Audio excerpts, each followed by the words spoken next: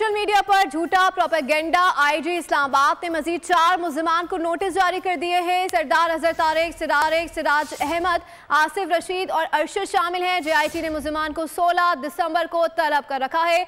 Social media मुहिम में पहले भी 7 अफराद को नोटिस जारी किए गए थे। मुल्जिमान ने झूठे प्रोपेगेंडे के जरिए मुल्क में इंतशार फैलाया है। और अपडेट करें आपको इस हवाले से, सोशल मीडिया पर झूठा प्रोपेगेंडा। आईजी इस्लामाबाद ने मजीद 4 मुल्जिमान को नोटिस जारी कर दिए हैं। सरदार अजहर तारिक, सिराज अहमद, आसिफ रशीद और अरशद शामिल है।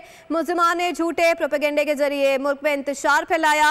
जेआईटी के पास मुल्जिमान के खिलाफ ठोस शवाहिद मौजूद है। मजीद जानते हैं नुमाइंदा खुसूसी सलमान अवान से। जी सलमान, आईजी इस्लामाबाद ने मजीद 4 मुल्जिमान को नोटिस जारी कर दिए, क्या डिटेल्स आ रही हैं?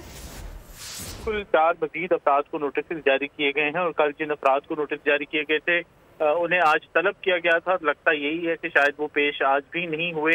पहले 7 अफराद को नोटिस जारी किए गए थे, जिसके अंदर सिब्बतुल्लाह बिर्क, मोहम्मद अरशद, अताउर रहमान, अजहर मशवानी, उरूसा नदीम शाह, कोमल आफरीदी और एम अली मलिक शामिल थे। जबकि आज जिन 4 मुल्जिमों को नोटिस जारी किए गए हैं उनमें सरदार अजहर खान तारिक, सिराज अहमद, आसिफ रशीद और मोहम्मद अरशद शामिल हैं। और नोटिस को में जेआईटी ने इन मुल्जिमों को 16 सितंबर को तलब कर रखा है। इन मुल्जिमों पर वही इल्जाम है कि इन्होंने अपने सोशल मीडिया अकाउंट्स के जरिए या सोशल मीडिया प्लेटफॉर्म के जरिए पाकिस्तान के खिलाफ झूठा, मनफी, फेक प्रोपेगेंडा किया। पाकिस्तान में, पाकिस्तान की मुआशरे में, सोसाइटी में अनारकी फैलाने की कोशिश की, इंतशार फैलाने की कोशिश की।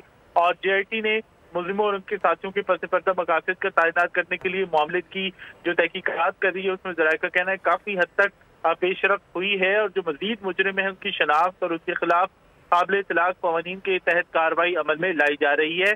और जरा का ये भी कहना है कि जेआईटी के पास इन मुजरिमों के खिलाफ ठोस शवाहिद भी मौजूद हैं। जेआईटी का कहना है कि मुल्जिमान के खिलाफ ठोस शवाहिद मौजूद हैं। सलमान अवान आगाह कर रहे थे, आपका शुक्रिया। सब्सक्राइब करें और बेल दबाएं ताकि कोई खबर रह न जाए।